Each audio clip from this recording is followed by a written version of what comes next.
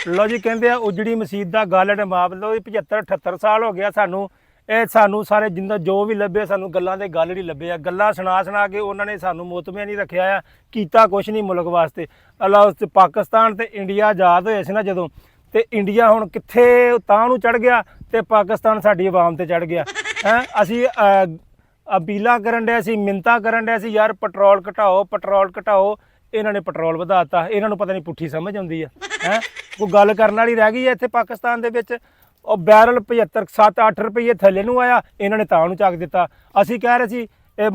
ਬਾਜੀ ਮਰੀਮ ਕਹਿ ਰਹੀ ਸੀ 2022-23 ਦੇ ਵਿੱਚ ਗ੍ਰਾਫ ਯੂੰ ਜਾ ਰਹਾ ਥਾ 2024-25 ਦੇ ਵਿੱਚ ग्राफ ऐसे आ गया अभी रुके अभी पिक्चर बाकी है अब ग्राफ 2026 में यूं जा रहा है ये यूं जड़ा जा रहा है ना ये आवाम जा रही है यूं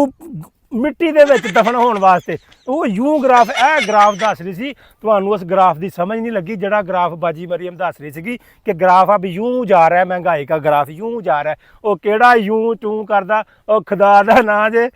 ਆਵਾਮ ਰੋਣ ਡਈ ਆ ਪੈਟਰੋਲ ਘਟਾਓ ਤੁਸੀਂ ਪੈਟਰੋਲ ਵਧਾ ਦਿੰਦੇ ਆ ਅਮਰੀਕਾ ਤੇ ਇਰਾਨ ਦੀ ਜੰਗ ਲੱਗੀ ਆ ਤੇ ਮੁਸੀਬਤ ਸਾਨੂੰ ਬਣੀ ਆ ਹੈ ਉਹਨਾਂ ਦੀ ਜੰਗ ਘਟਾ ਲੱਗੀ ਆ ਜੰਗ ਤੇ ਲੱਗੀ ਸਾਡੀ ਹੈ ਅਸੀਂ ਸੁਲ੍ਹਾ ਕਰਾਉਣ ਦੇ ਵਿੱਚ ਹੀ ਫਸ ਗਏ ਆ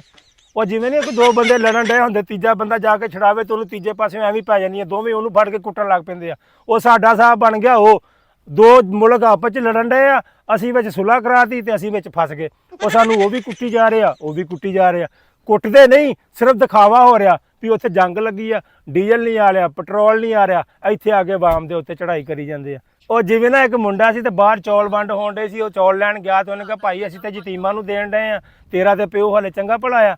ਉਹ ਭਾਈ ਉਹ ਰੋਂਦਾ ਘਰ ਨੂੰ ਆ ਕੇ ਘਰ ਆ ਕੇ ਕਹਿੰਦਾ ਅੱਬਾ ਅੱਜ ਤੇਰੀ ਵਜ੍ਹਾ ਤੋਂ ਭੁੱਖਾ ਰਹਿ ਗਿਆ ਆ ਸਾਡਾ ਉਹ ਹਿਸਾਬ ਪਾਕਿਸਤਾਨ 'ਚ ਹੋਣ ਡਿਆ ਹੈ।